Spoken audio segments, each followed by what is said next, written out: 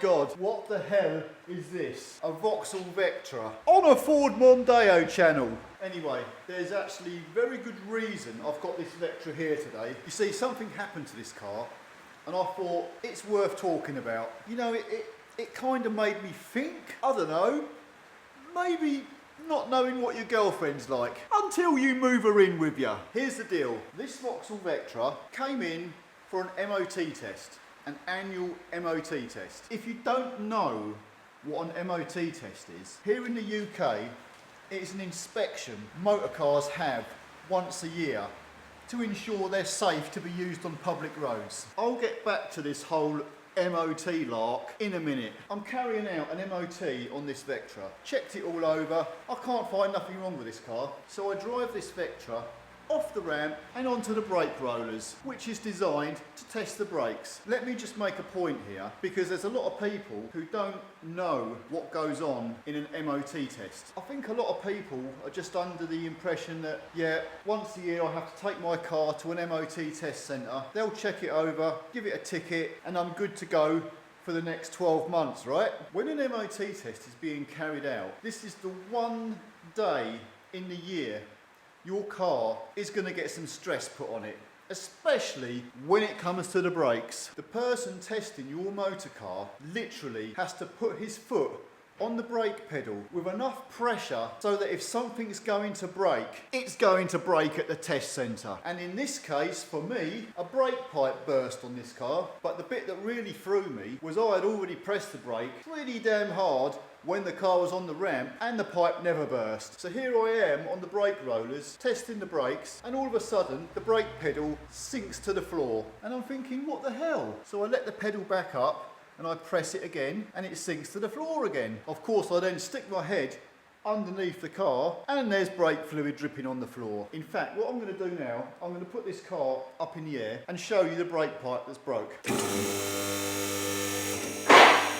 Now I've already fitted a new pipe to this car, but it's from the passenger rear and it goes all the way underneath across the axle onto the driver's rear. The problem with this brake pipe, which is actually up here, it sits above the axle and along the fuel tank. And where the pipe sits above this axle, back there, right next to the actual fuel tank, in the first instance, I couldn't even see the part of this brake pipe that was leaking. And secondly, I couldn't even get to this brake pipe even if I wanted to. Anyhow, 99% of this pipe is like mint.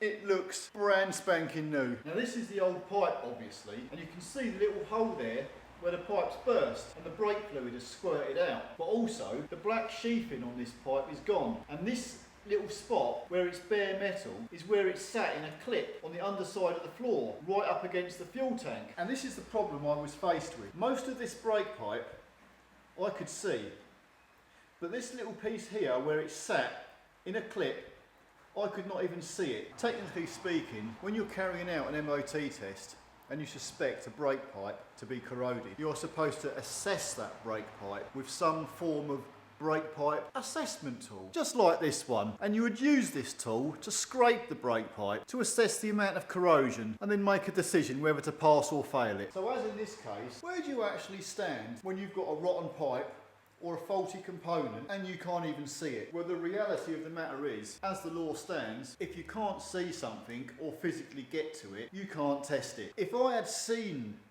the pipe sitting in that clip was rotten, I could have said to myself, I'm going to fail that because it looks bad even though I can't get to it. And I would have been well within my rights to do so, because the bottom line is safety comes first. Oh, and rotten brake pipes, they're not just a Vectra thing. This could be any car.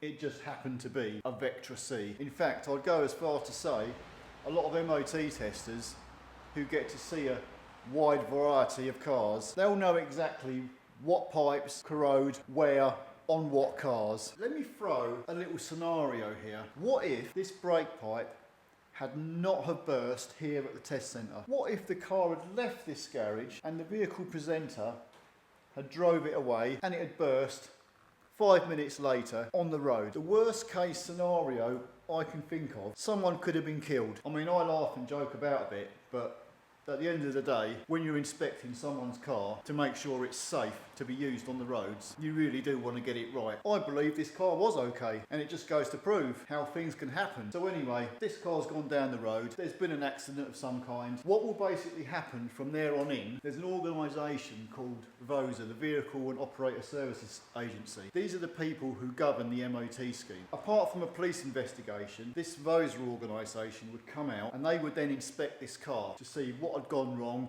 and why it had gone wrong. If they had found, say for instance on this car, a burst brake pipe that was obviously an easy testable item that you could see and get to, then I would probably get done for manslaughter if that was the case. Whereas in this case, the brake pipe was inaccessible to be assessed with a corrosion assessment tool.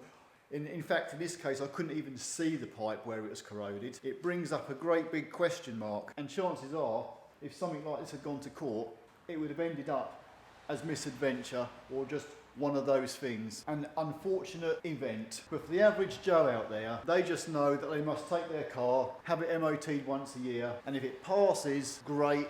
If it fails, it's going to cost them money, and it's a bloody inconvenience. An MOT test is just a visual inspection of your vehicle, and your vehicle only really has to meet the minimum, and I'll say minimum, safety standards. The reason being, when your vehicle is actually serviced, the standards are supposed to be a lot higher than what is expected on an MOT test. You see, the reality of it really is, once your car has got an MOT ticket on it, it's only really valid for that day, because you don't really know what's going to break tomorrow. You know, the amount of times I've failed someone's car and they've come up to me and said, well, it passed last year, and it's like, what do you say to them? That was 12 months ago. You know, anyway, in all reality, an MOT, it's only an inspection, and you can only inspect what you can see. And really, to be honest with you, that MOT means that car only meets the minimum standards on that particular day. And it's also important to note, when you take a car for an MOT test, there's a few factors that come into consideration here. One being the person testing your car in the first place, because we don't live in a perfect world and people make mistakes. Things can get missed, overlooked, not tested correctly. Obviously, when you take your car for a test,